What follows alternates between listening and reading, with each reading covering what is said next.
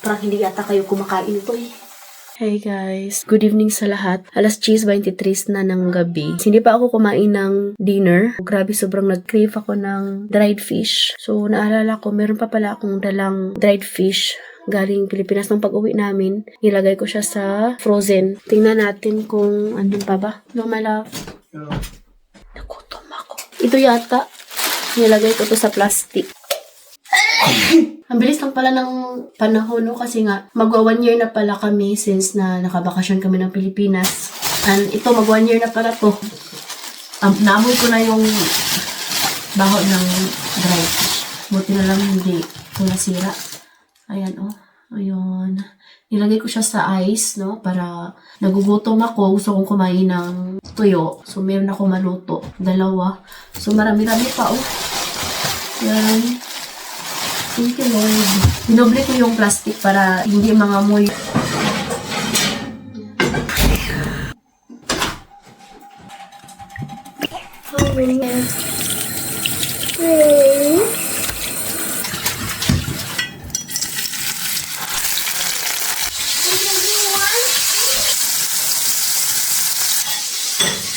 Buti na lang may kanin pa ako dito.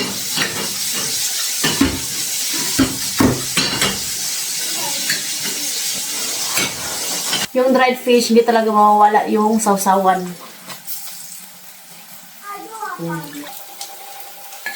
Kumakain ba kayo nito, guys? Parang hindi yata kayo kumakain ito eh. Sarap po. Pero, yung pang-amoy ko ngayon, hindi ko masyadong naamoy yung buwad kasi nga may pingot ko sa ilong. Ang sarap ng ulam natin ngayon. So, mag-alas 11 na pala dito. Tingnan niyo yung buhok ko. Tsaka, muulan sa labas. Kailangan ko itong hugasan. Hugasin tayo ng kamay kasi magkamay lang ako ngayon. Kain tayo, no? Spray. Amen. Kain tayo, guys. Ayan. Magkamay lang tayo kaya.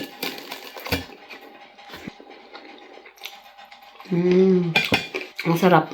Ganun pa rin yung lasa niya. Pag uwi namin ng Pilipinas ulit, magdala na naman ako ng maraming dried fish. Ang sarap. Ito yung paborito ko, pinikas.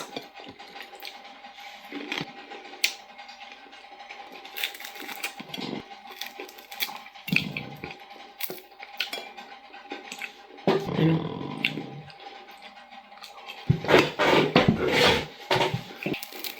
Si Habi, gustong-gusto niya yung buwad pero ayaw niya yung amoy.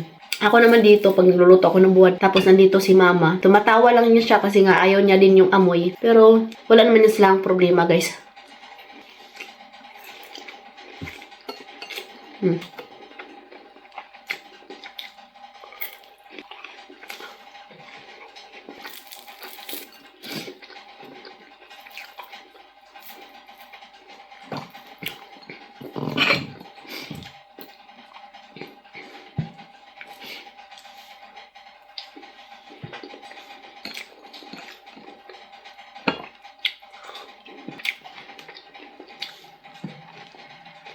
Grabe, ang sarap ng buwad. Uy!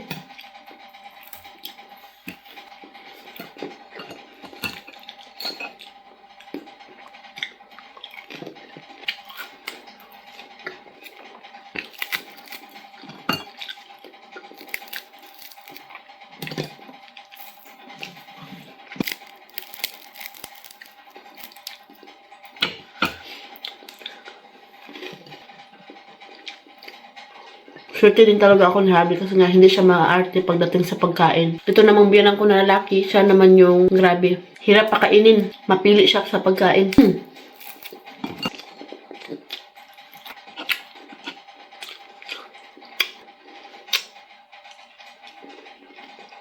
Pag yung ulam ko, mga ganito, nagkakamay talaga ako. Sarap magkamay eh.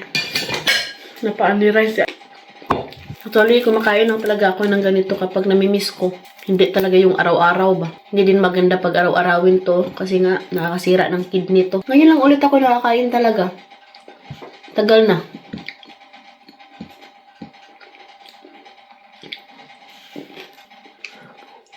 Bang ingay sa labas kasi nga umuulan.